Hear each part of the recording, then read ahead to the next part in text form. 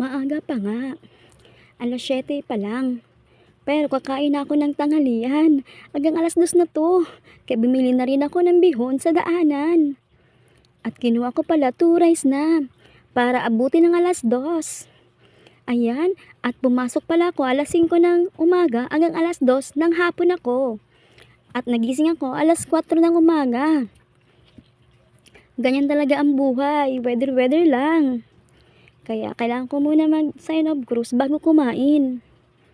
Para magbusog ako. At abutin hanggang 2:00. Yan ang hirap ng buhay. Laban lang. Sabi nga, pag may tiyaga, may nilaga.